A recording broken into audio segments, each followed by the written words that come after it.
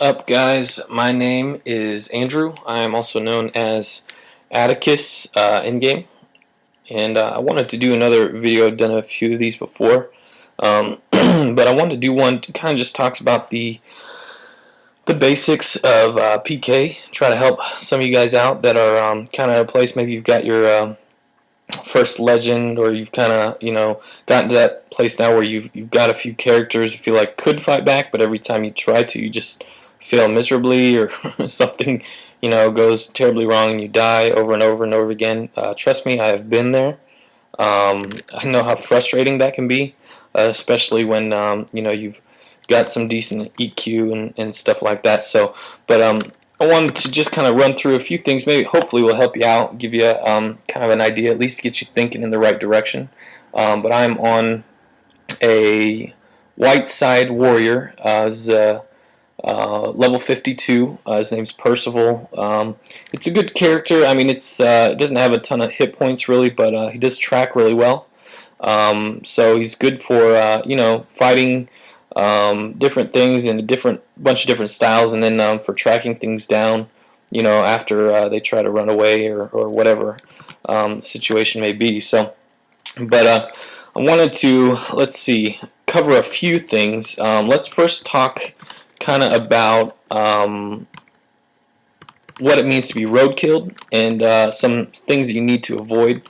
First of all, I mean, if you've never, most people have been roadkilled before. It's really, in essence, it's just when you get spammed down out in the open. Say, this is a little bit difficult to get roadkilled on as a warrior, but it's been done before. Say there was 3 or 4 high-level darkies come after me, and all of a sudden I start getting hit. They have fast track. They've got maybe a BN that's tracking me down. They just come through, start hitting me. I flee and run away a little bit. I'm a little too predictable. I run straight to front moors. They expect that. They come there. They hit me some more. Maybe I eat a poison of some sort. Starts draining my moves. Run away. Have to rest because of the poison. They come down, bash me, and I'm dead. It's kind of one example of a roadkill. Other times you could be low from a myriad of other situations. And, oh, crap. Alright, sorry about that. Got a little distracted in trying to help Winnie get his corpse back and stuff, which was unsuccessful. But anyway, I moved west, and I'm currently sitting at Old White now. And but you guys, I mean, hopefully you kind of get the idea of what road killing is. Obviously, it's more effective. The higher level the road killing group is, and the faster link that they have. Part of that, I guess it's kind of associated with that a little bit, is getting people into what's called bottlenecks.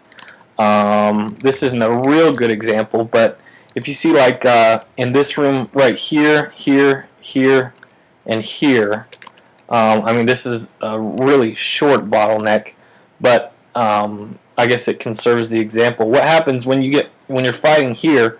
There's only one of 2 directions you can flee, right? I mean, out here in the open, when you flee, it's a random direction, so you can flee one of 4 directions, and actually 6 if you have an up and down exit as well.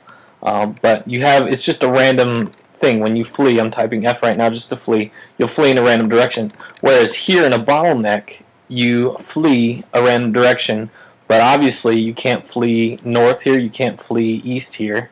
So it makes your movement more predictable. So what players will do, especially people that are trying to spam you down, I guess, is what a lot of people refer to it as, is when you're in a bottleneck, you'll try to flee, but guess what? You're predictable because you're only going one of 2 directions. So say I was the one chasing something right here. If I were to hit it right here, let's pretend there's an orc. He got low. For some reason, I was fighting him somewhere. He ran here. I caught him here.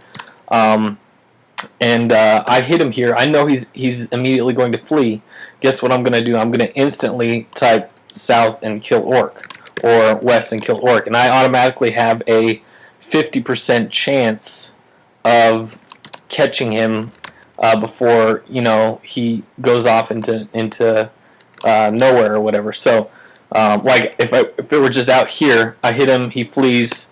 I've got to try to make my reaction quick enough, to look at which direction he fled, and then chase him and then hit him again, which is doable for people with really fast link and really quick reflexes, but it's just so much easier to spam somebody down the bottleneck. So when you're getting road killed or somebody's trying to do that, avoid the bottlenecks. Obviously, you want to stay away from those. But let's talk about closeables.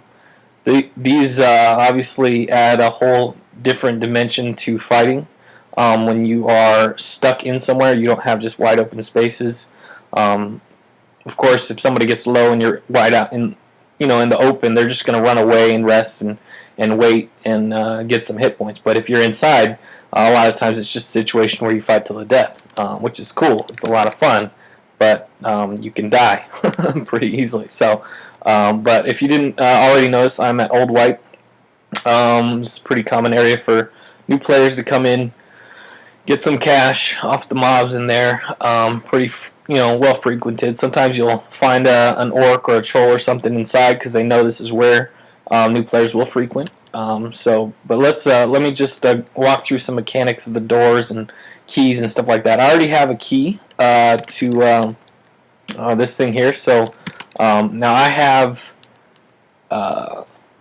aliases to do these different things. Like I set my door to wall, if you notice right there, and then all I have to do is type UD for unlock then door. So it's just a variable. It's a good example of why a good client setup is needed. Instead of having to manually type unlock wall, if I have the door set beforehand, all I have to type is UD. OD is open wall. So I can what I could do is I could set that to whatever I want, and then UD would unlock the crypt door or open the crypt door. So yeah, if you don't have something like that, I would encourage you to get it, especially if you plan on trying to PK it all, because it will save your life and will help you actually finish off things if you're winning and stuff. So, but anyway, let's go inside here. All right. So if you notice, this is a good example of what's called a one-way. I went east to go inside. But look, lo and behold, there's nothing west. I can't go back out that way. So this is why this is kind of a good, good place to get caught, especially if something that is coming in doesn't have the key south. If they don't, they try to open up south. There's nothing there. There's no key. You're not able to open it. You can pretty much fight it out and try to kill whoever's inside. So, but obviously, if you have a key, which loads on the mob east and north, the actual Old White has all the metals. If you have that key, you can unlock the exit, open the exit, and flee, right? And you may flee east, you may flee south and be able to get out, right? So that's kind of how that works. So open exit, close exit, lock exit. Also, you need to understand too that anytime there's two types of doors. There's visible doors and what's called, I'm just going to kill this thing because it's getting annoying. Visible doors and hidden doors. So anytime it's a visible door, an alias like alias OE open exit will work because exit refers to anything that it can see, and then you can type even like OE and then a certain direction or something like that, OE east, and then it would open the exit east. So if you have like 3 or 4 visible doors in your room, you can type open exit east, open exit south, and that's a lot easier than actually trying to type out open, crypt door south, or whatever the case is. You gotta utilize those aliases so you can actually have the functionality with like minimal typing, and that's really the key thing there. So, but anyway, another really important thing. Let's say I'm fighting something inside of here, and I start losing. I'm starting to die. I know I'm gonna die if I stick around. I need to get out, right? there is one exit here. So obviously I'm going to flee. I'm going to try to get here. I need to open the door, right? Well, let's pretend like there isn't even a lock on it. I'm going to open the door, and then I'm going to try to flee out, right? So I'm going to either flee south or I'm going to flee east. But here's the thing. Whoever's in here with me is going to be spamming close the door, right? They don't want me to get out. Obviously, they want to kill me. So they're going to be, in essence, when they hit me in this room, they're going to be doing this. Watch my screen. Okay? And this is what I need to do. They're closing. This is what I need to do. Open.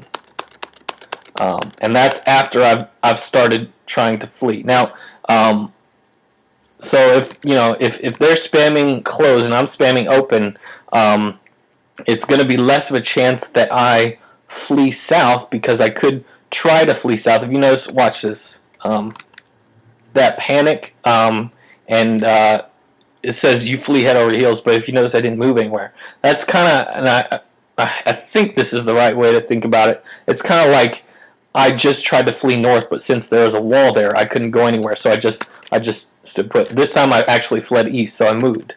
I fled east, fled east, fled east. Okay. Well, anyway, when you panic, you don't actually move anywhere, but there's a chance of me being in this room, getting hit by somebody, trying to get out, trying to make it out alive, and them happen to, having the chance of closing the door just as I'm trying to flee. So of course I'm not going to be able to flee south at that point.